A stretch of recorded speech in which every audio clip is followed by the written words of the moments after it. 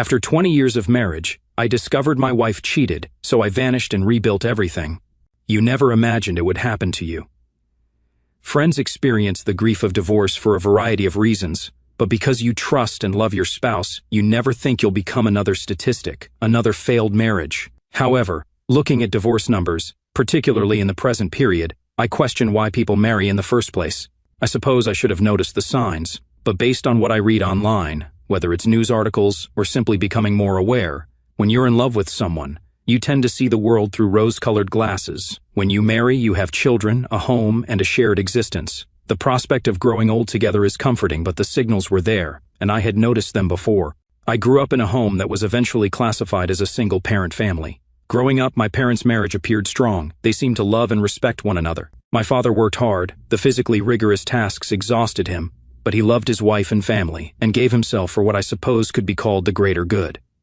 My mother returned to work as soon as my younger sister went to school. As children, we had no concept of what was happening, but in retrospect, I soon recognized some of the signs, and that's when I figured it all out. She did not begin having an affair right away. I was a teenager when it began. My brother was 18 months younger and my younger sister was 3 years younger. It started the way many romances do. Initially, it was working late, then there were business trips, showers as soon as she returned home from an afternoon with her lover, and dressing nicer than she had ever done for our father. Because this was before smartphones, my mother would make hidden phone calls and disappear at strange hours for her meetings. My father only found out about the affair after he walked in on them. I later learned that he had finished work early to surprise my mother by taking her out for the afternoon. She had informed him that she was taking a half day to get her hair done and go shopping. Instead, he returned home to find her car in the driveway, along with another car he claimed he recognized. He parked along the street, walked home, entered through the back door, and walked into the bedroom. There he discovered his wife, my mother, being intimate with her boss in their marital bed. My father lost his temper and attacked him. His name was Jim Thompson, and he crawled out of our house battered. My father quickly realized that adultery meant little in a culture where no-fault divorce was the norm. Some claimed that possession constitutes 9/10 of the law. My father tried to kick her out of the house, packing her belongings and sending her to my grandparents.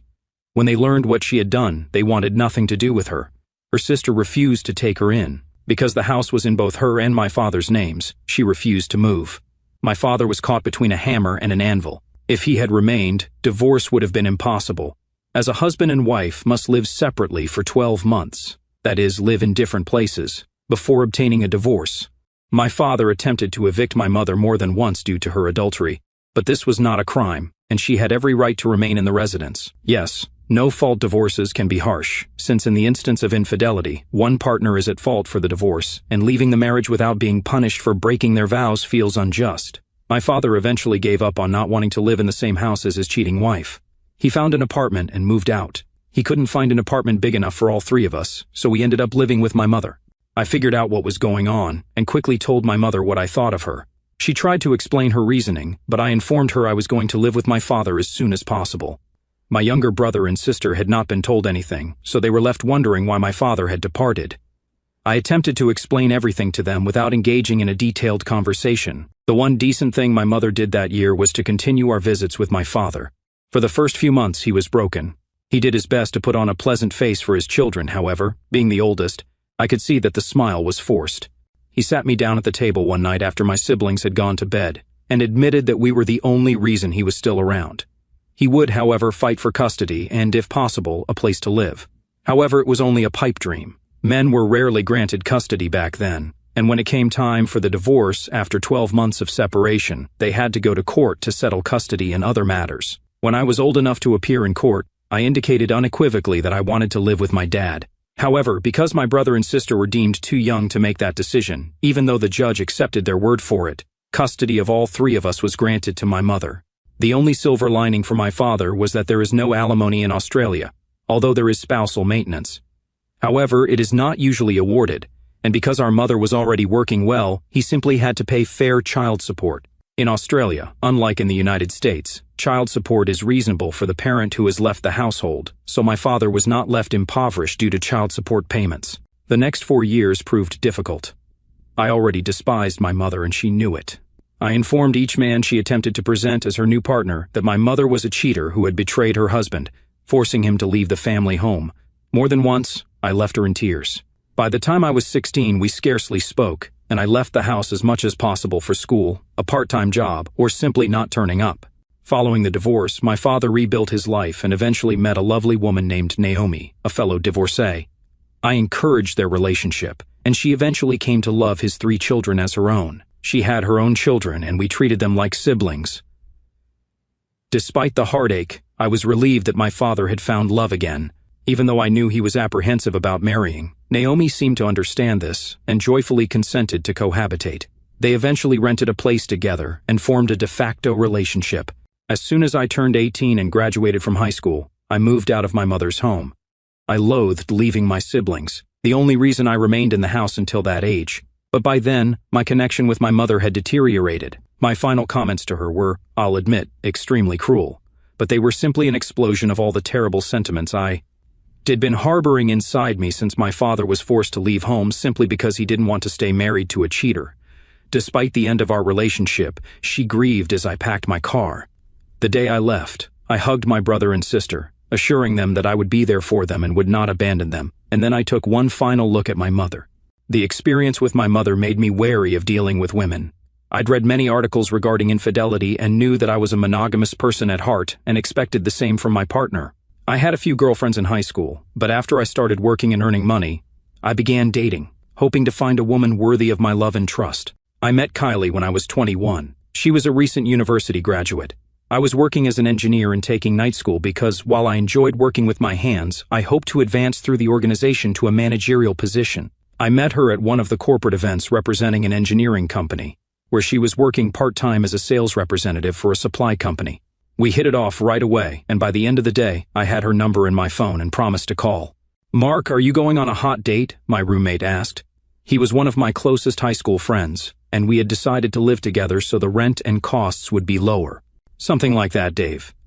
Is this the same woman you met at the conference? Yeah. I eventually worked up the confidence to phone her. I stared at him with a smirk.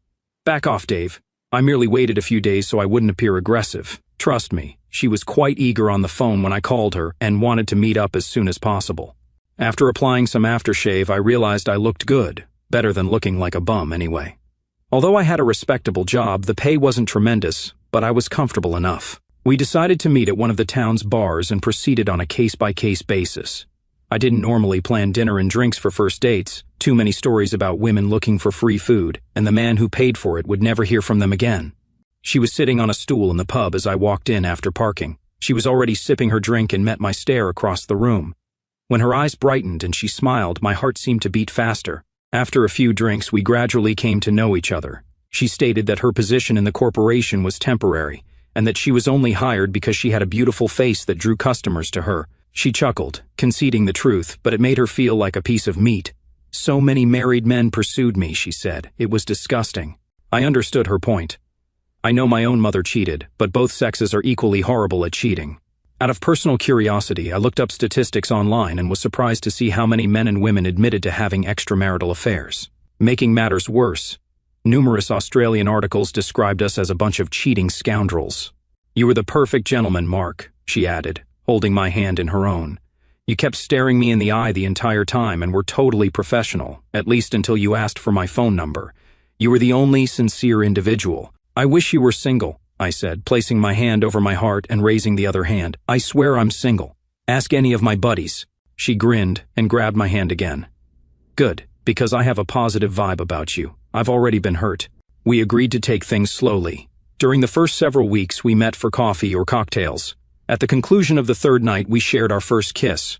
By then, she was already aware of my parents' relationship. She hugged me fiercely, and I felt better in my heart. When we kissed, I knew it was the right thing to do. When I met her gaze, I could see she was thinking the same thing. Drinks turned into dinner 1 week later. She returned to the apartment I shared with Dave. He had his own girlfriend and spent the majority of his time at her house, so he was thankfully not present. After one final drink, I took her hand, and we made love for the first time. A month later, she expressed her love for me. I reciprocated, and things continued from there. When she secured a solid job, we started talking about serious things like living together, buying a house, marrying, and having children. Even though I was still thinking about what had happened to my father, Kylie had already captured my heart, and that was all that mattered. She was a pleasure to be around, and she stated that her primary goals were to be a wife and mother. Before we married, we decided to buy a house jointly. Fortunately, this occurred before the housing boom that was sweeping Australia, particularly Sydney. However, due to her lack of a stable job and a poor credit history, which she informed me about, she was unable to co-sign on the mortgage. I could not afford such a mortgage, and no bank would lend it to me on my own, so my father advised that he become a co-borrower so that his income would support mine. I had no idea how much it would save me in the long run, but Kylie was grateful to him and almost wept when he told her she was just like any other daughter. At the same time, her parents really adored me. So, I proposed barely 3 months after moving into our new house. Everyone was ecstatic when we revealed our engagement and wedding date. Marrying Kylie was the happiest day of my life until that moment. I married the woman I believed was my soulmate, and she frequently told me I was hers. Walking down the aisle toward her, I was undoubtedly grinning like a fool. She began giggling as I took her hand, and we were both relieved that we had finally committed to each other. This was not a church wedding. It was in a park with a marquee adjacent for the reception. Our honeymoon was a week-long trip to a Pacific island, with sun, sea, and sand. Not surprisingly, we discovered that was when she became pregnant with our first child. 9 months after our honeymoon, she gave birth to a beautiful baby girl and was ready for more children. 6 months after giving birth, she gave birth to our son. 3 months later, we decided that was enough. We each got what we wanted. To my astonishment, she did not want me to undergo surgery in case we changed our minds. She didn't want her tubes tied either. She simply consented to go back on birth control because it had never affected her before, and life continued as usual. She was a housewife and mother until her 2 children started school. As soon as our son went to school, she resumed working, but limited her hours to school hours until both children entered middle school. Only then did she return to full-time work. By the time we were 45, I was already working as a regional manager for a nationwide network of engineering firms. I traveled frequently but rarely stayed away from home longer than one night.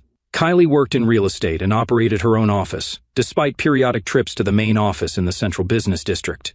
Our daughter, Charlotte, moved out to live with her boyfriend. He was a handsome young man who had already committed to her. I assumed wedding bells were on the horizon. Our son, Stephen, was still at university and lived in an apartment close to campus.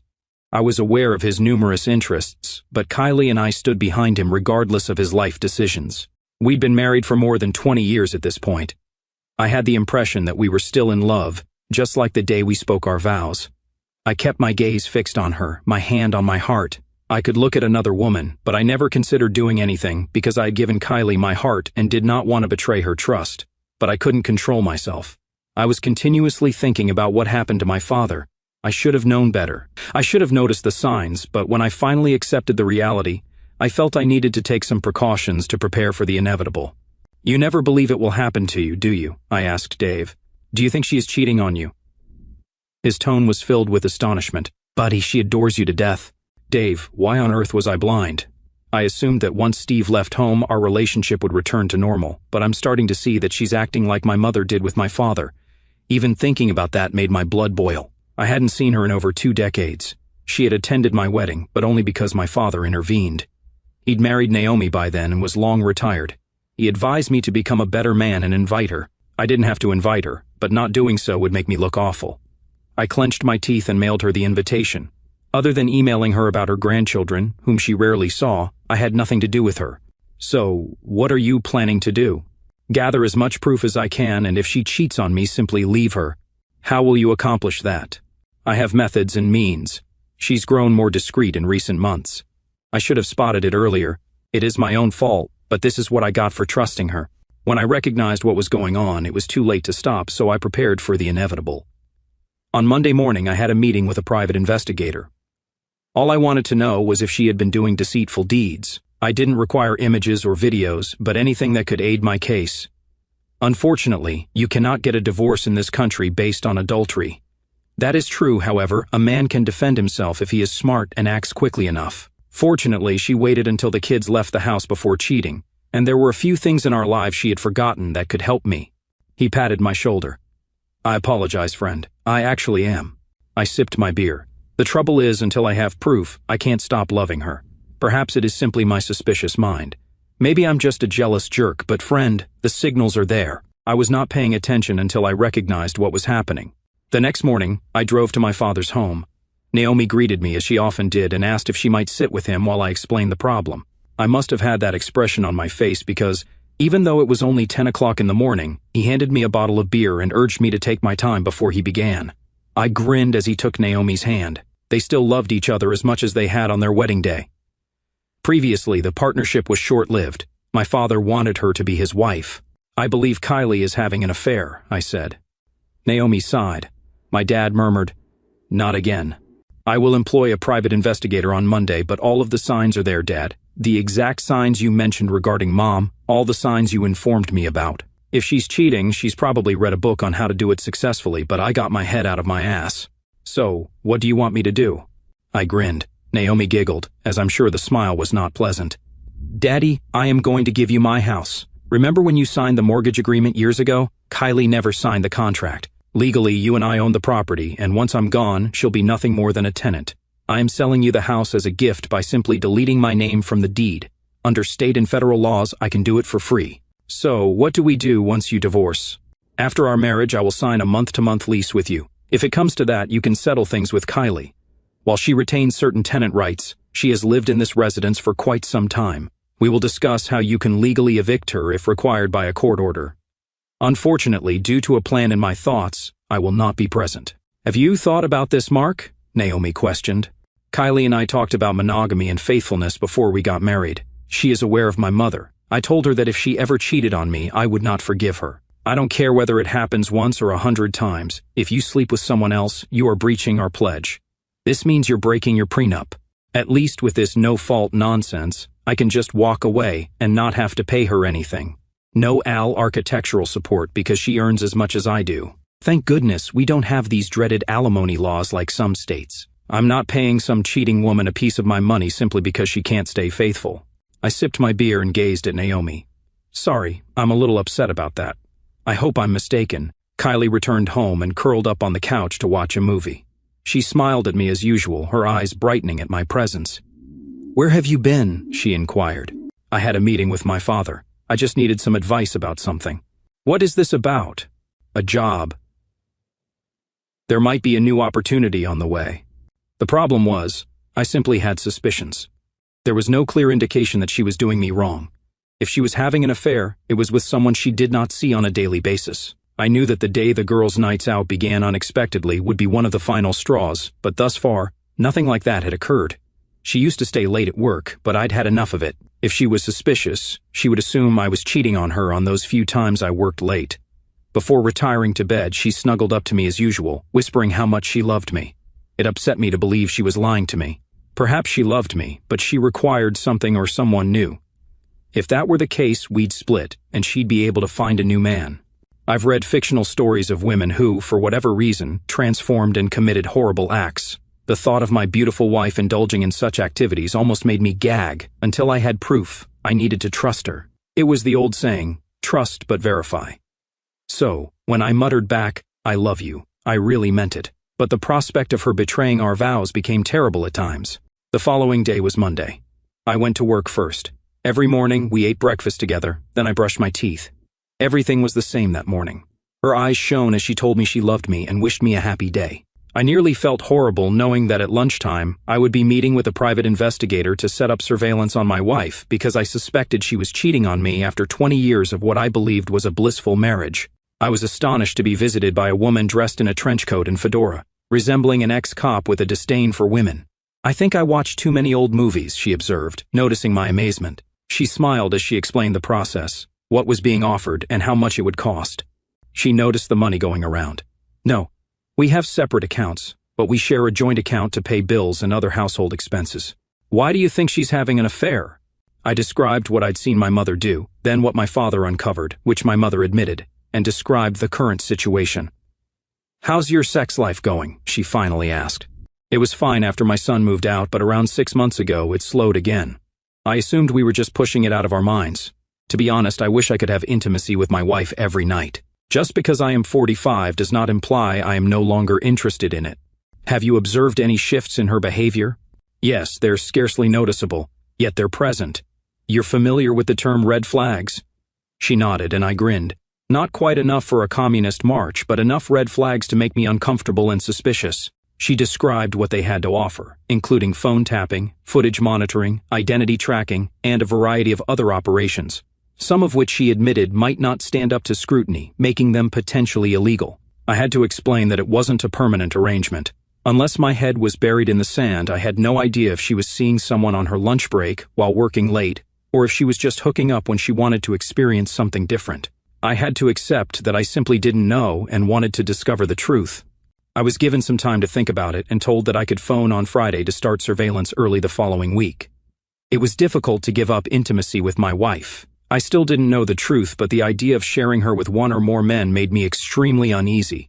I could have pretended to be ill, but I told the truth. I was just not interested. I know it made her upset when I turned down her advances. She eventually inquired if I was stressed about my job.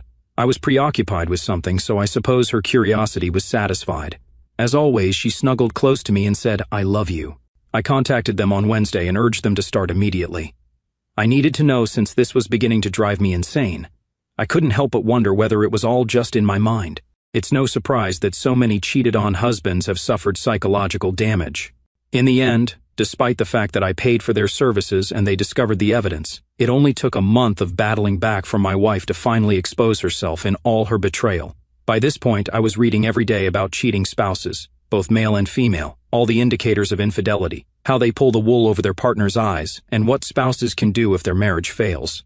I was already prepared. I had already begun packing the car, and I had what is known as an evacuation bag. The workers knew I was getting ready to relocate. I only needed to give them a date. Our house was now owned by my father, and the lease made no mention of my wife. With any luck, she'd be kicked out of the house within a few months. It was Friday evening. I arrived home at the usual time. When I walked in the door, Kylie was usually in the living room watching TV and drinking wine. We generally ordered takeout, talked about our week, maybe made plans for the weekend, snuggled up, and then went to bed. Before she started acting strangely, Friday nights were generally nice because the kids had finally left the house. We made love all the time, sometimes not stopping until Sunday. But I heard her in the bathroom. I nearly laughed to myself. The situation was so cliché. I took a beer from the kitchen and sat down on the sofa. You never believe it will happen to you, I thought. I waited in the dim light for her to appear. I had anticipated seeing a seductive little black dress. Instead, she wore a mismatched blouse, a short skirt, stockings, and heeled shoes. She had groomed her hair, used cosmetics, and wore jewelry to highlight everything. She was very beautiful. Unfortunately, that wasn't for me. I did not realize that right away. "Mark, I didn't realize you were home." "I arrived home at my usual time, Kylie. You've clearly been too busy primping and planning for whatever you're doing. Where are you going?" She took a deep breath. "I am going on a date tonight, Mark, with John from work. It's only for work." It was a blatant falsehood. I knew who he was. He was her affair partner. He worked at her company's headquarters, was married, and had children around our age. I'm not sure what she wanted me to say, but there comes a time when a man simply washes his hands of another. If she had expected me to beg or plead, she clearly didn't know me at all. She was aware of my stance on monogamy, infidelity, and standing up. She returned my glance as I approached her. I stared at her closely, and she finally recoiled. I smiled as I made my way into the kitchen. "Are you not going to say anything, Mark?" "No." She had no idea how ready I was. I suppose we were both good performers. The only difference was that I wasn't destroying her heart with lies. "Okay, fair enough. I will be home later. We will talk then." I didn't say anything, just followed her to the door. She paused and returned my gaze, as hesitant as I had ever seen her. I wasn't sure whether it was guilt or not. I didn't care anymore. "Good night, Mark," she spoke quietly. "Goodbye, Kylie." She must have understood what I was trying to express, but she clearly assumed I was going to be another man I'd heard about who would put up with such nonsense. But I was not a cuckold. I was not going to put up with that nonsense. I was not interested in an open marriage, wife-swapping, or other such issues. It emasculates, demeans, and entirely reverses the promises made during marriage. As soon as she departed, I executed my plan. I grabbed my evacuation bag and packed another suitcase, then loaded them into the car. I went online and praised the heavens that in this day and age, everything can be accomplished via a phone app or online. We had very little debt, just one credit card, which I quickly paid off and canceled. I paid all upcoming expenses and then transferred the majority of our money from our joint account to my own. I left her with enough money to cover a month or two of rent and bills. Following that, she was on her own. Possession constitutes 9/10 of the law. She did not own the house, and by the time she understood our savings were depleted, I would be gone. As I strolled around the house one final time, I couldn't help but say, so many nice memories are now ruined. I took another mug of beer and prepared to make 3 calls. The first one should be easy. The final 2 would be the most challenging. Dad, it has been confirmed that she is cheating on me. She mustered the courage to admit that she is going on a date with another man tonight. The strategy will now take effect. Where are you going? To Adelaide. I have a new 12-month contract there. When the divorce is finalized, I'll probably return to Sydney, but that's the point. We will wait and see.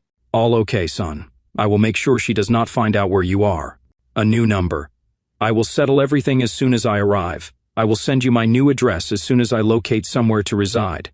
Drive carefully and avoid doing anything foolish, son. All I am doing is leaving a cheating marriage. Unfortunately, this time, like father, like son, rings a little hollow. You have done nothing wrong, Mark. Simply find peace in what you are doing, and you will soon be able to move on with your life. Please know that Naomi and I love you. Do my children know? I'll phone them next. Good luck, son. I'll talk to you soon. Calling my children was the most difficult call I've ever made. I called my daughter first. She'll always be Daddy's little girl. When I explained the scenario, she sobbed on the other end of the phone. It hardened my heart to hear my young girl crying because her daddy's heart had been destroyed. I promised her that I would always love her, but for the time being, I was leaving. I'd send her an email with all of my new information once I was situated, but I wasn't going to tell anyone anything right now. My son demonstrated the stoic attitude that I would expect from any young man. He labeled his mother a derogatory term, and his only question for me was what I planned to do with him. I'll find out where he lives and send it to his wife, I admitted. She deserves to know the truth. Aside from that, I have no desire for revenge, Steve. This is not fiction, this is real life. I'm heartbroken right now, but all I'll do is wait for the divorce and then somehow rebuild my life. I'm only 45 or 46 when the divorce happens. What about counseling? Charlotte demanded. Marriage isn't like ours here, and neither are the divorce laws, Steve. You've read too many stories based on state laws. As long as we've lived apart for 12 months, I can file for divorce. Since you're both over 18, I won't even be required to attend court, although I will, just to make sure everything goes smoothly. She can't require counseling since we've been married for 20 years. Well, I'd be careful, Dad. You know how the courts can be if she's persistent enough. Then I'll just take my evidence to the counselor, put the pictures in front of them, and ask them if they'll stay married to the woman who's cheating on them. Okay, Dad. Well, take care of yourself and keep in touch when you get to where you're going. I'll keep you in the loop, as I believe Mom will be contacting me. She knows the law will protect you. Thank you, Steve. We'll talk soon. That was it. I wrote Kylie a short letter explaining that I was leaving and that she would hear from my father soon. I didn't give her the reason why, leaving it as a bit of a surprise. Other than that, I explained that I had already called our children and told them the truth, just like my father had. She could tell her parents that I left, but if I started getting insults or requests for reconciliation, I would send them proof. Finally, I took off my wedding ring and placed it on the coffee table, along with the note and all the proof I had received. These were copies, as I would keep the originals in case I needed to use them for any reason. Getting into the car, I didn't know whether to laugh or cry, but I found that all the stress I had been feeling disappeared as soon as I drove away from the house. I booked a hotel on the western outskirts of the city to prepare for my trip to Adelaide. I had 2 weeks to get there and set up my life, so I took my time and decided to stay in random country towns that had no more than a pub, post office, and police station, usually all in one building. A week later, I arrived in Adelaide. I was met at the office where I was to work by several people I recognized from previous corporate conferences. I already knew my role, so knowing I was a stranger in their city, they took me outside and showed me around, recommending neighborhoods where I should live. I ended up staying in a hotel for a month while I picked a place to live. I chose a modern 3-bedroom apartment in North Adelaide after researching information and discovering that it was one of the most beautiful suburbs in the city. I wasn't interested in buying as the average price was expensive, although not as bad as Sydney. I intended to return home to Sydney after 12 months. As soon as I moved and changed my room, I informed my father, siblings, and children of the change in my circumstances. Charlotte called immediately, wanting to visit me. I missed her terribly and arranged for her to fly for a month. My son was finishing his studies, but as Christmas was only 3 months away, he would visit me then so he could stay for a few weeks. As for my father, he let me know what was going on with Kylie. Are you aware that she didn't get home until the next morning? Yes, I didn't dismiss the private investigators until the next day, as I was curious as to what she was doing that night. She went out to dinner with him, and it was all quite romantic. Then they spent the night in a hotel in the city. There was nothing else I needed to know. I thanked them for their efforts and paid them, as their services were no longer needed. Well, I heard about it through the grapevine and also what she told me. When she returned home, she found her wedding ring, the note, and the evidence. She called me, your children, and her family in hysterics. You obviously didn't answer your cell phone, and I know she sent you emails. Any calls from her went to voicemail and were deleted. I marked all emails from her as spam. Well, that was just the beginning of her problems. A week later, I showed up on her doorstep and showed her the lease we signed. Then I showed her the paperwork that you had gifted me the house. Her face turned pale as she realized it was all quite legal. I gave her 3 months to find a suitable place to live, and if she doesn't leave, I'll have the police evict her. She's still living there, but I know she wants to move out. Has she asked about me? Of course. She asked about your family, your children, your friends, even where you work. She's eaten up with guilt for throwing away 20 years of your life together. Has she explained to anyone why? Not really. She's sorry, of course, but I heard the same thing from your mother. She was sorry she got caught, not sorry she cheated on me. Cheaters always live in a fantasy world where they believe they are doing nothing wrong. The usual nonsense is that it was just sex. I never cheated on my wife, and believe me, Dad, by the time I was in my 30s and 40s, I was getting plenty of proposals. But I loved my wife and wouldn't dare back down from my vows. I got a second chance with Naomi, Mark.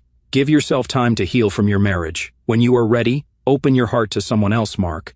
There are millions of good women on this planet. Thank you, Dad. I love you, son. Take good care of yourself. Work allowed me to distract myself. I ended up traveling over South Australia, visiting various stores and suppliers, and taking time on weekends to explore the region, notably the Barossa Valley. I discovered that divorce had made me a strong negotiator, unwilling to give in unless it benefited my company. At the very least, my managers were pleased with my work performance and were already discussing the possibility of staying in Adelaide permanently. My daughter came to see me a month after I moved into the flat. When I was waiting for her at the airport, she yelled, "Daddy!" and dashed to me. I embraced her hard and twirled her around, and she burst into tears as I whispered how much I loved her and that once this was finished, I'd be home for good. She stayed with me for a week, and despite the fact that I was working, I spent the majority of it at home. When I had a spare moment, we talked about anything that came to mind. She told me that her mother had been calling her constantly, attempting to explain her version of the tale. Although I didn't want to provide her the proof, I eventually gave in and presented her with the printed report. By the time she stopped reading, she burst into tears and nearly yelled at her mother about how much she despised her.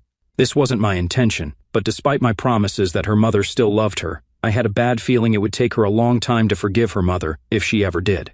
The day she left devastated both of us because I knew she wanted to stay with me merely to keep me company. I hugged her for what seemed like hours before she had to leave. I never cried during the months that my marriage fell apart. It made me irritated but not upset. I'm not ashamed to admit that I cried briefly in the car as my daughter drove away. It made me realize that I was lonely, yet her visit also revived me. I spoke with her every night. My son called me at least every few days. My siblings knew what had happened, and my younger sister promised to come see me as soon as she could. My father kept me updated about everything that was going on. Even the guys from my old Sydney workplace seemed to be aware of some of the happenings, although they mostly called to chat and joke. It was 6 weeks until Christmas when lightning struck again. I wandered with boredom as I went through the aisles of the nearby supermarket. Kylie and I would often go grocery shopping together. We always had a good time laughing at one another and acting silly. I reached for a bottle of salad dressing, unaware that another woman was doing the same. Our hands collided, and we both turned to look at each other. I believe my jaw dropped slightly, and her cheeks flushed. "I am sorry," I said. "No, it's my fault. I hadn't noticed you. Kindly accept the bottle. I could get something else." Instead, I'm not sure where I got my confidence for what I said next. "Tell you what, you'll take the bottle if you have coffee with me later." I had absolutely no notion who she was, what her name was, or anything else. But that touch sparked an interest in me, and the sheer beauty of her face compelled me to learn more about her. I reached out my hand. "I am Mark." She smiled, grasping my hand, and I felt how silky her skin was. "I'm Jennifer, Mark. Do you often pick up women in supermarkets?" "No, you're the first. And are you sure I'm not married? If you aren't, I'll revoke my invitation. If so, I hope you will say yes." She was a brunette with hair nearly reaching her shoulders. Her beautiful blue eyes were shielded by a pair of thin-rimmed black glasses perched on her petite nose. Her lips were full but genuine, and her features were classically lovely. I had no idea what age she was.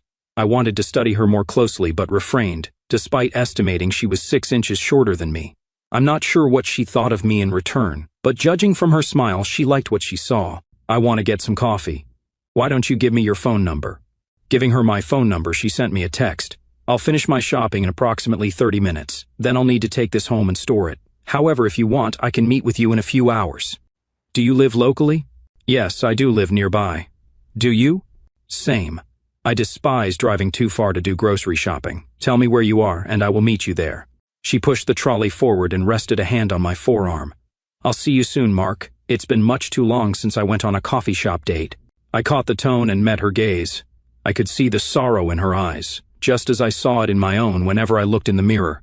I'll text you when I get home to let you know where I will be.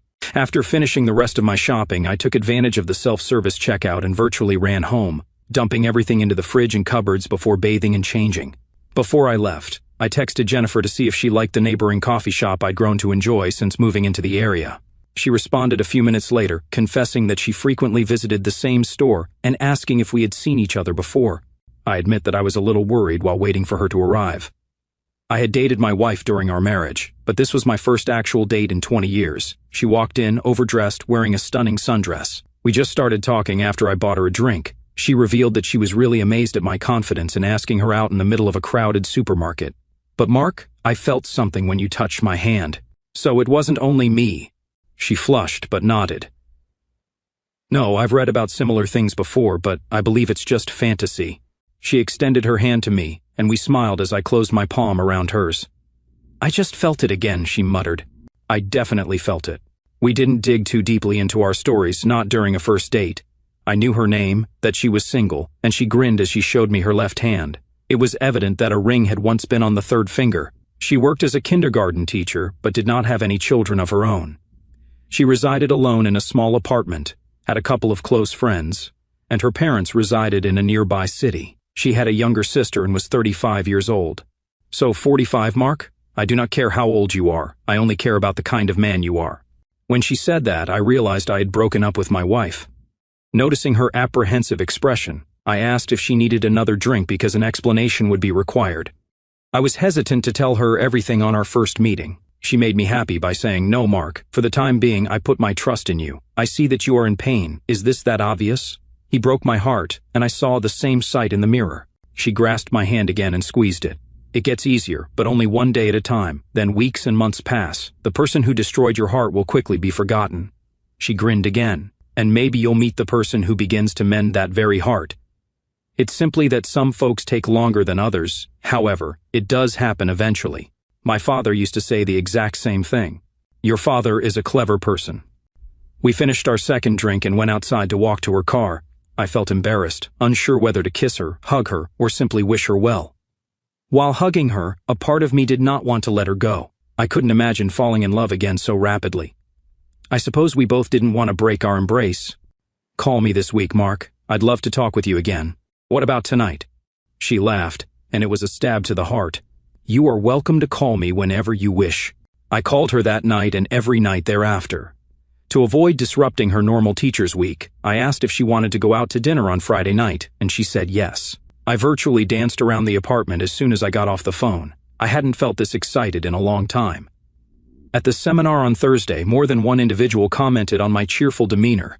Everyone was aware of my split and imminent divorce, so they believed I was seeing someone. Not wanting to jinx things, I told them how much I enjoyed my date at the coffee shop and that I would be having dinner with the same person the next night. I also mentioned that I had no interest in going on multiple dates. I would go out with one woman at a time. If it didn't work out, I'd try another. I found a restaurant with outstanding recommendations online, but I had never been there before. It was an informal dining area, yet the food was said to be good. Despite the relaxed ambiance, I still wore trousers rather than jeans, a long-sleeved button-down shirt, leather shoes, and cologne. Despite keeping my stubble to a minimum, the restaurant featured a bar, and I smiled when Jennifer was waiting for me. She seemed quite nervous. When she noticed me approaching, she stood up, and I leaned in to kiss her without thinking. She quickly kissed me back. "Wow," she murmured and drew away from me. "If you're just going to greet me like that on our second date, I'd like to do it at the conclusion of our first." A waiter approached us and showed us to our seats. Fortunately, the booth was divided into a narrow semicircle, allowing us to sit side by side. After ordering our beverages, we talked about our weeks. It was impossible not to notice how enthusiastic she was about teaching, but when she admitted that she wanted to have her own children, I began chatting about mine. I believe we were both upset when the waiter returned and inquired about our order, as it disturbed the conversation. We decided to split the appetizer and dessert, with everyone receiving their main entree. I was astounded by how quickly the talk flowed. Her face mesmerized me, her voice, her behavior. She must have caught my gaze several times as she smiled. The dinner was fantastic, with no complaints. The waiters and servers were courteous without being too intrusive.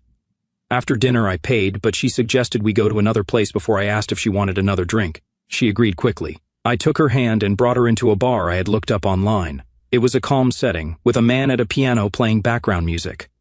There were several more booths here. Jennifer was drinking a cocktail while I was sipping a bourbon with a mixer. "Mark, what's wrong?" she eventually asked. I told her absolutely everything. We discussed our lives together, our children, and our careers. But then I told her about what had transpired with my father and my relationship with my mother not working out, the divorce, and what I learned. Then I discovered my wife was doing the same thing. I disclosed how I left and what I had done a few weeks prior. I am still married, Jennifer, but we live separately. I moved here to ensure the divorce goes through. I'm not sure if what I'm doing is cheating. I don't blame you if you do, but my marriage is ended. It exists solely by name. I will return to Sydney to ensure that the divorce is finalized, and if you meet somebody here, I'd talk to him about our possibilities. My children are in Sydney. It's difficult to be so far from them.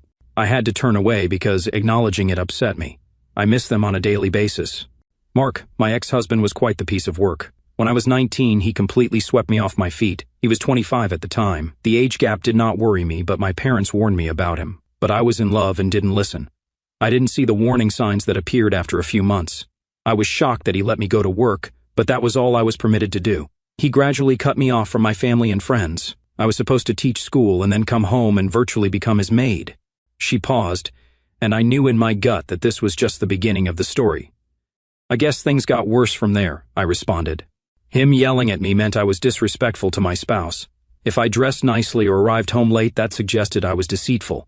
If I was spending money on items that I wanted, that implied I lacked financial responsibility. He never spoke positively. He was a sea of complete negativity. I can't imagine wanting to say something negative about you, Jennifer, I replied softly. I realized I needed to get away. He was crazy, and I knew that one day he would either hit me and put me in the hospital or completely destroy me.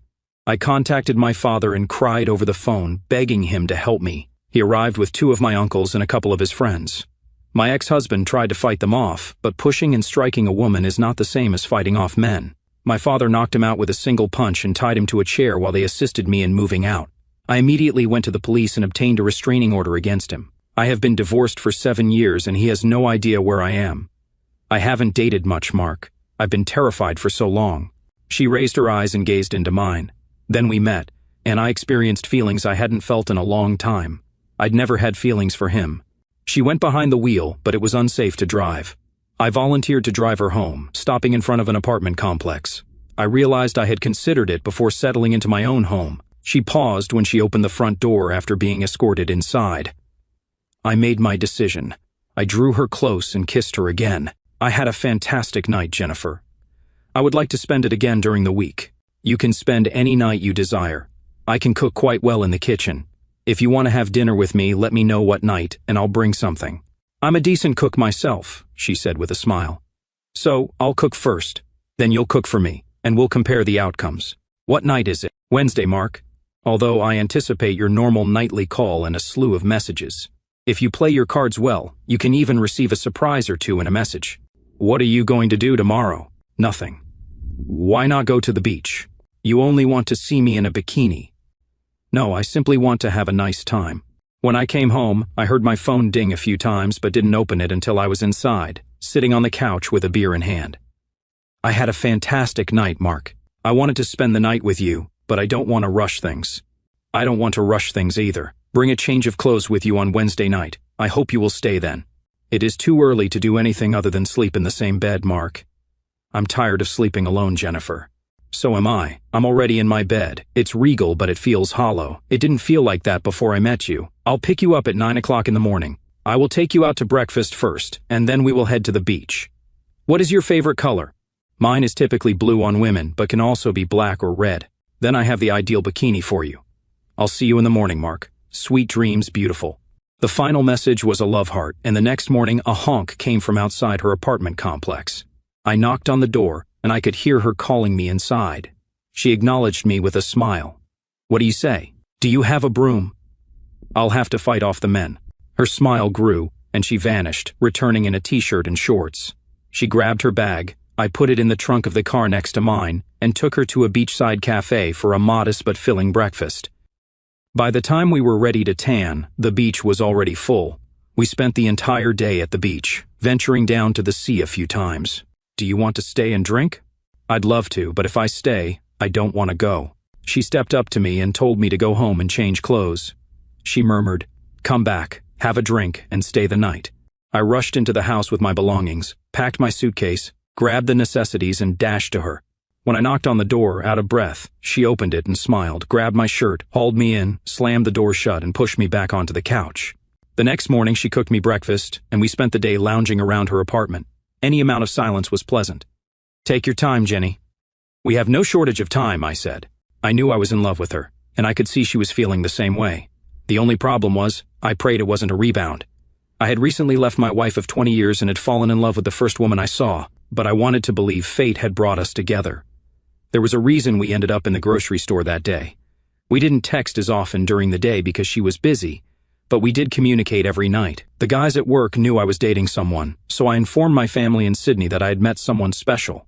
My father contacted me and kept me informed about Kylie. She was apparently about to move out. She was still looking for me, but no one would give her any information. She assumed I was still in Sydney and hoped to meet up with me eventually. Wednesday night couldn't arrive soon enough. Jen had cooked a delicious and hearty lunch, and the dessert she created for us struck a chord with me. I added, touching my stomach, "It is commonly said that the road to a man's heart is through his stomach." "I love you," she said softly. Turning to kiss her, I couldn't help but smile. "I love you too," I said quietly. "Isn't it too early?" "No, absolutely not, Jenny. If that is how we feel about each other, then so be it." I felt it on our first date over a cup of coffee. I realized I'd found the man I'd like to spend the rest of my life with. And I mean, if you want to be closer to your children, I'll accompany you. Are you sure? This is a significant decision, Mark. There's nothing keeping me here. My parents are still well. My sister is in a happy marriage. I'm not going to make a decision right now, but my heart screams I should come with you. I would love to meet your kids. They'll be here at Christmas. Then you'll all come to celebrate Christmas with my family. That night, she made her first visit to my apartment. She referred to it as a bachelor pad, yet it was clean and neat, even though she understood why I kept things simple because it was merely a temporary residence. At the mention of marriage, she paused and turned away, tenderly clasping her wrist. I admit that I was also thinking about it, Jenny. I cannot recall the last time I felt this much love for Kylie. I don't say that because she crushed my heart and cheated on me. Perhaps we have been on a roll for all these years. Perhaps it is because it is new. Perhaps it is simply because I am older and have more life experience. But I absolutely adore you, Jennifer Morris, and one day I hope you will be Jennifer Williams. She responded in a whisper, "I hope to be Jennifer Williams." For the next 3 weeks, everything was perfect. We were not apart for a single night. To be honest, we spent more nights in her apartment than in mine because it was much nicer. She called my father multiple times, and I kept my children informed, but they didn't want to speak until they met her in person. After calling my son the week before Christmas, I had to inquire about his mother and her activities. I told her I wouldn't be here for Christmas. I believe she guessed you were not in Sydney. Charlotte despises her daddy. I mean, complete loathing. She's only spoken to her once since you left, and ever since that phone call, she has seldom spoken to her. I talked with your sister last night. She will be here in a few days. What about grandfather and Naomi? I'll talk to them when I return to Sydney. Jenny will most likely join me. We'll need to get her a job and buy a home as close as feasible so she doesn't have to commute. Are you positive you don't want to stay there, Dad? Charlotte and I have been chatting, and we're thinking about moving there to be closer to you. I know your sister is also thinking about it. Jennifer listened intently and squeezed my hand. Are you sure about this, Steve? You will leave behind all of your friends and relatives. Dad, you're more important. Believe me, when Charlotte arrives in a couple of days, she'll be sure to say it.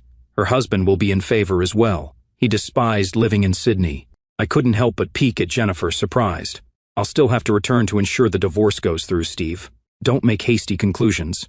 I understand how that seems, but my decision to leave your mother in this manner was planned beforehand. I am well aware of that, Dad. I'm not interested in her. She's still trying to persuade people that she didn't do anything wrong and that it was your fault for leaving. Jennifer traveled with me to the airport. My daughter arrived that day. Her husband Tom accompanied her. However, as soon as Charlotte noticed me, she dropped her belongings and raced to me. It was like the days when I used to pick her up from school, and she was overjoyed to see me. She cried again for a few minutes, and when I introduced her to Jennifer, they were both in tears. I looked at Tom and shrugged helplessly. The next day, my son knocked on my apartment door, surprising me. "Daddy!" he exclaimed aloud, and we embraced. The young man hugged me tightly, and we both had to wipe our cheeks as I walked him inside to meet Jennifer. "At the very least, he resembles you rather closely," she spoke. I knew what she meant, but I had already taken the DNA test. Kylie hadn't cheated on me so early in our relationship, but I still wanted confirmation. Later that morning, I drove the 5 of us to Jennifer's parents' home. The trunk was full of gifts, and I delivered them all. Her mother fell in love with my daughter in 2 minutes, and I'm confident that my son was recognized as one of their own grandchildren, just as they acknowledged me as their son. I used an online video service to contact my father and exchange Christmas greetings. My brother, his wife, my sister, her husband, and their children joined him for Christmas. Kylie had long since left our old house and moved in with her parents. The news that startled me was that her affair partner was evicted from his house by his wife, who used evidence to get him fired for egregious misconduct. Apparently, my wife was hanging on by a thread in her job but was demoted and lost several common friends who couldn't forgive her for cheating. It was an excellent day. My kids took many pictures for their social media profiles. I'd long since lost interest in such things, thinking they were a waste of time. However, I quickly received messages from a few old friends who had contacted my father and asked whether he knew my phone number. Many people were curious about what happened, so I gave a simple answer. Others provided me with information on Kylie, but I said it didn't matter. As soon as the 12 months were over, I would file for divorce and return to Sydney to ensure it took effect. Jennifer and her family spent a fantastic Christmas together. When she mentioned coming to Sydney with me, I informed her that we would be staying in Adelaide and that someone from my family would be joining us instead. Her face brightened up, and I almost had her in tears when I finally gave her the gift I desired. I was still formally married, so it was too early to propose, so I bought her a lovely necklace and bracelet. She put them on right away and promised to wear them as much as possible. After a hearty meal, her father offered me a drink, and we ended up in his garage, where he had an old sports car on wheels. "I have not seen Jenny this joyful in a long time, Mark. Partly, I believe that leaving Adelaide would be beneficial. But would you be glad to stay here indefinitely? I'll stay here for her, and my children will relocate to be closer." "How quickly can you finalize the divorce?" "Several months at most. I've been open and honest with Jenny from the beginning. I understand she has been treated badly. Yes, possibly up to 6 months. I only have concrete evidence from the last few weeks before pulling the pin." He shook his head. "I've read about all this cheating nonsense. Why marry if you can't stay faithful? Have you ever heard of cuckold?" He knew what it was based on his disgusted expression.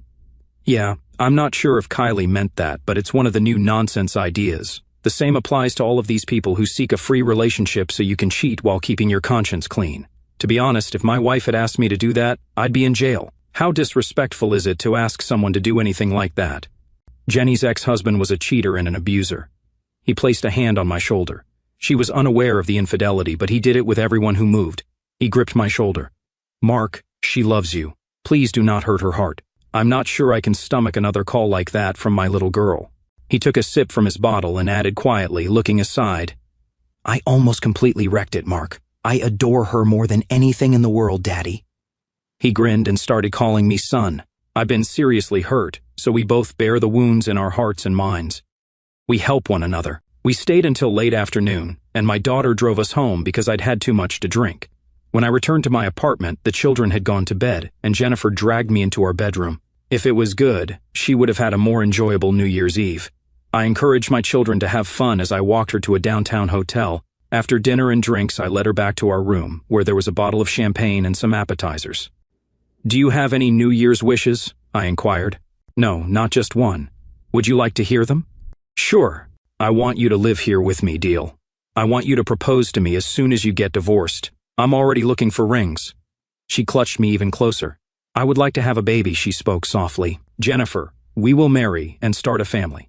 My kids left a few days later. I was reluctant to let them go, but when I mentioned that I would most likely stay in Adelaide if they wanted to join me, they vowed to look into their alternatives.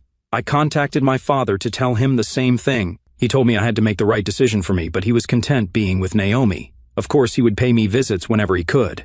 The next few months were blissful. I eventually applied for an apartment lease and moved in with Jennifer. I won't say it was a fairy tale romance, after all it was real life, but I don't recall feeling happier. We worked together in every aspect of our lives. She was aware that my divorce loomed on the horizon, and at times lingered in my mind. We both still had trust issues, but we agreed to always discuss any problems, without giving the other reason to believe we were doing anything wrong. Our lives were fantastic, and we never stopped seeing each other. Simply being in her presence made me feel better about myself. She made me want to be a better man. She thought it was perfect. Jennifer, on the other hand, showed me so much love that when I was ready to return to Sydney, I had already purchased an engagement ring. She was more nervous than I was on the flight because she knew there could still be obstacles.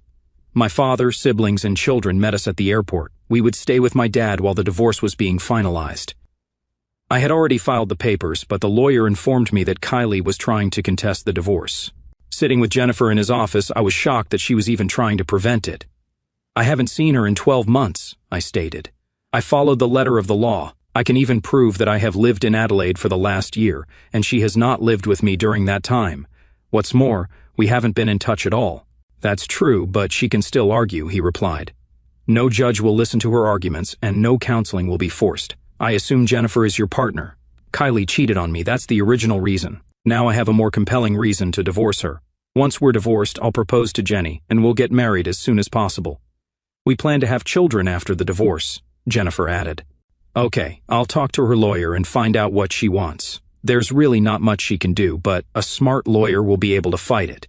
3 days later, I heard from my attorney. Kylie would sign her name to the divorce agreement, so the petition would be joint, and therefore the case would proceed without delay if I agreed to talk to her one last time.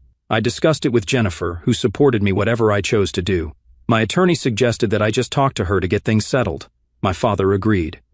You're with Jennifer now, son, he stated. You're getting married, starting a new family, and your kids will be with you in Adelaide soon. Are you still angry with her? Not really. I've gotten over it, I guess. You haven't. It's her own fault, and I understand why. I don't want to see her, but let her speak her mind and then just put it all behind you. Okay, I'll talk to my lawyer, and he'll sort it out. The very next week, we found ourselves in court. My lawyer explained that once the meeting was finalized and she signed the papers, the judge would be ready to sign off on our divorce, and I would be a free man 1 month and 1 day after the judge issued the divorce decree. I hadn't seen Kylie since the night she left for her date. She was waiting in the room when Jennifer and I approached. My attorney explained that Kylie was inside with her attorney and no one else. Taking Jennifer's hand, I led her and the lawyer into the room. Kylie looked up in shock when she saw that I had entered with another woman. Barely glancing at her, I guided Jennifer to a vacant chair and pulled it out, as always, making sure she was comfortable while I sat down in the chair in the middle, my lawyer to my left. Taking Jennifer's left hand in my right hand, I made our hands rest on the table in full view of everyone. She pulled her chair as close to mine as possible and rested her head on my shoulder. Finally, I looked at Kylie. To be honest, she looked like I'd heard often enough that Kylie's life hadn't been easy since I'd left her. I had no sympathy for her in the slightest. She had made a choice that had cost her everything. She had no contact with her daughter at all. Our son barely spoke to her. My whole family cut off all contact with her, and from what I heard, even her own family was disappointed but felt they had to accept her once my father kicked her out of the house. Okay, have your say, Kylie, so we can get this divorce over with. I have my own life I'd like to start, and you're in the past where you belong. Who is she? She asked quietly, pointing to the woman at my side. That's Jennifer Morris. As soon as our divorce is finalized, I will propose to her, and one day she will be Jennifer Williams. And I will naturally say yes to his proposal because I want nothing more than to be his wife and the mother of his future children, Jennifer added. I smiled for a moment, though I didn't take my gaze away from Kylie's eyes. As soon as she says yes, we'll organize a simple wedding ceremony. With any luck, by the time we're married, she'll be carrying our child. I knew it hurt to hear all this. I still knew my soon-to-be ex-wife, and the pain in her eyes was real. You recovered very quickly, she stated.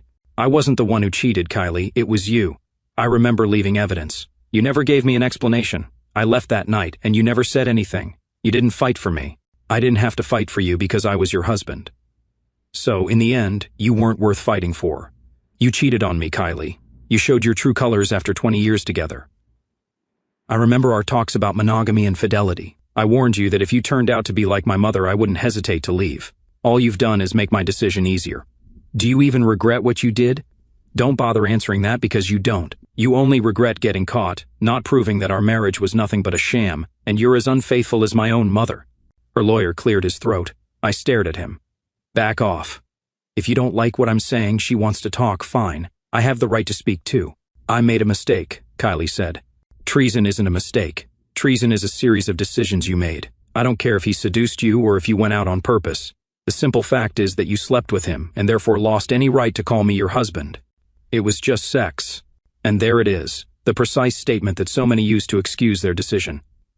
I'm sorry, but most people connect sex with love, and considering you were my wife, I was the one you should have been intimate with, not some stranger you were working with. We talked about this before we were married, Kylie. You just don't remember. I warned you again what would happen if you cheated on me. You forgot that my mother cheated too. As soon as I lifted my head out of my denial, I saw what you were doing, so I just had to gather proof.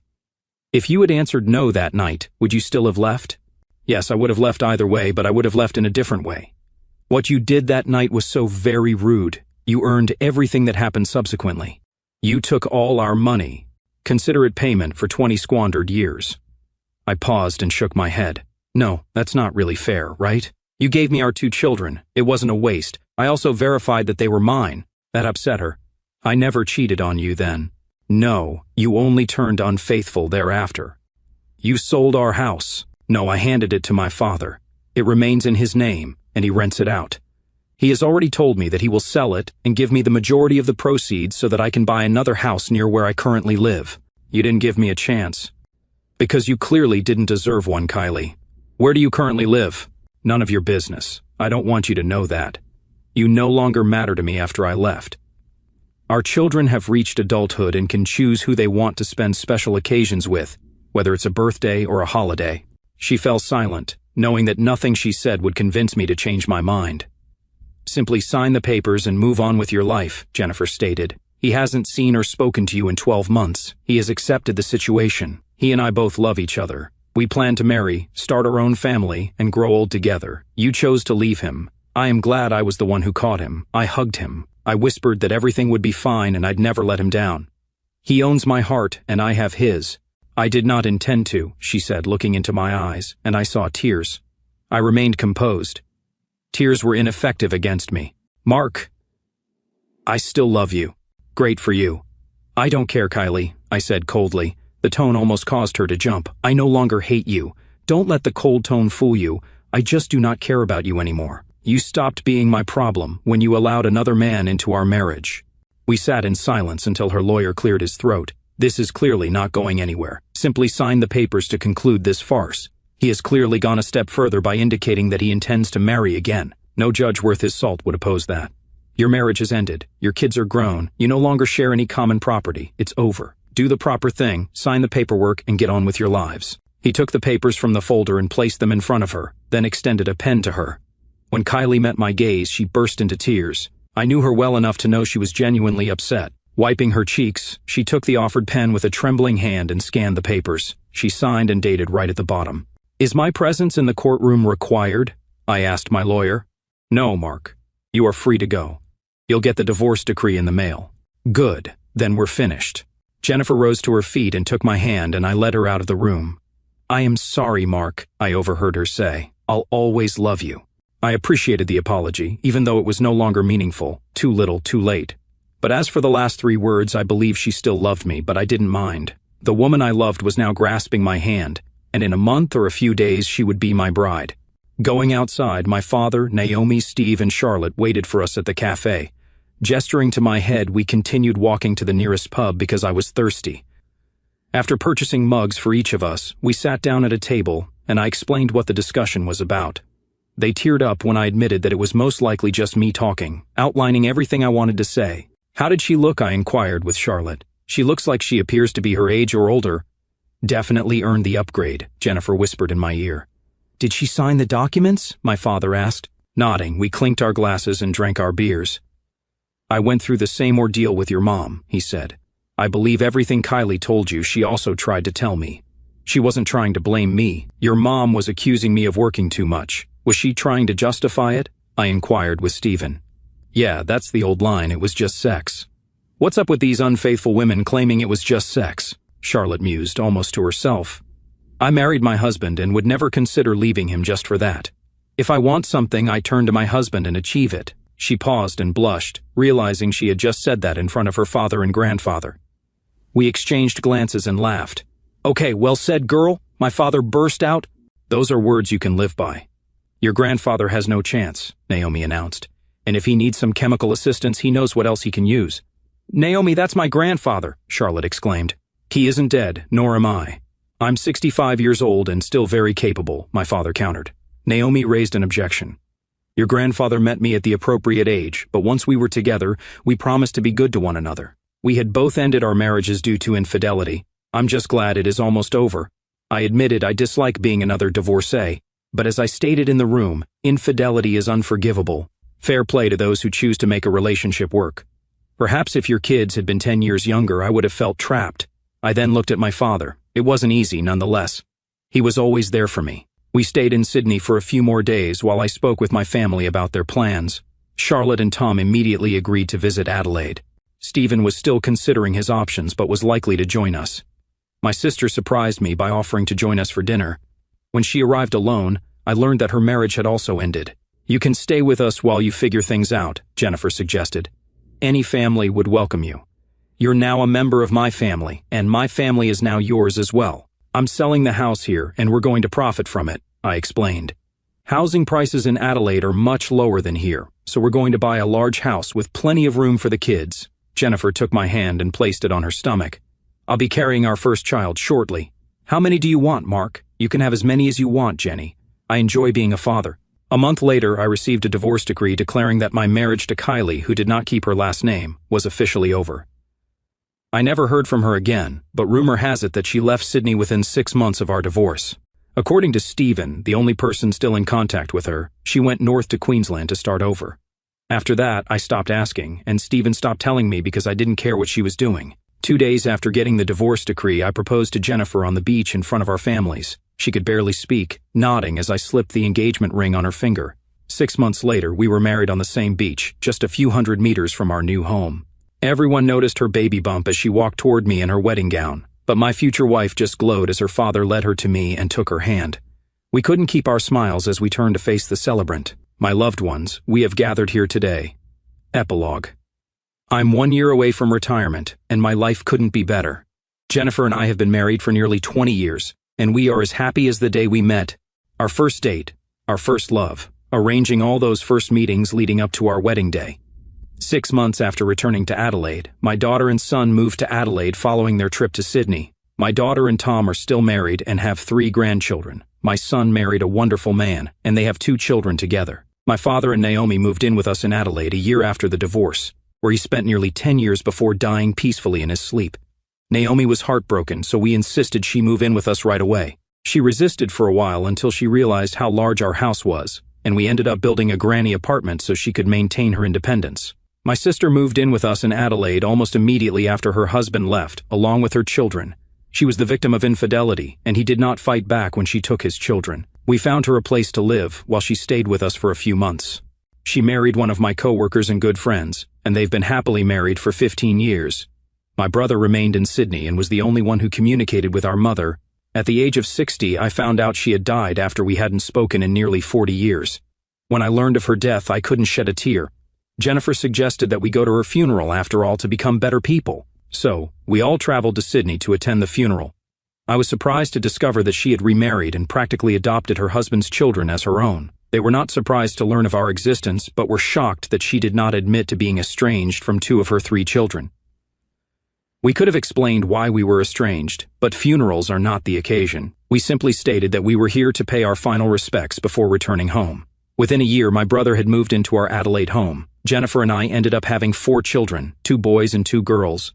My older daughter and son were overjoyed to have siblings and enjoyed babysitting, even though Jennifer and I didn't go out much. We still loved each other deeply, cared about each other's companionship, never went to bed angry, and our lives are just as vibrant today as they were when we first slept together. Looking back on my life during my divorce, I'm sure there were those who would have preferred that I give in to my ex-wife. What would have been the point? The fact that I left without saying anything only made her feel worse, and I kept quiet for a year before returning to ensure the divorce was finalized. She was aware of my thoughts on fidelity and breached the contract. I don't agree with those who believe in reconciliation either. If your spouse cheats and you find the strength to forgive them, that is your decision. However, trust is broken, and can it ever be completely restored? I don't believe it can. You will spend the rest of your life filled with suspicion and resentment, and divorce is almost certainly inevitable. Instead, I followed a well-traveled path. There was no true vengeance, at least not to the point of burning everything to the ground, but there was no chance of reconciliation. I simply walked away, deciding to move on without Kylie. I met Jennifer, my one true soulmate. I still believe that the meeting in the supermarket was fate. I'm not religious, but I'm sure there are ancient religions that mention gods of fate. Are you ready, Mark? I turned around to see my wife looking stunning in a red ball gown. I see you still possess the old magic. Has there been any word on the children? They're either on their way or about to leave. What about the young people? They'll be fine without us for one evening, unless they burn down the place. So, we have time to have some fun? Yes, of course. I adore you, husband. My wife, I love you more. Years of happiness, I sincerely hope so. I'll tell the kids that they won't be staying long. They'll understand why. Thank you for taking the time to hear today's story. If you enjoyed this narrative, please like and subscribe if you haven't already. If you have a story to tell about your situation or someone else's, please do not hesitate to contact me. Please take care.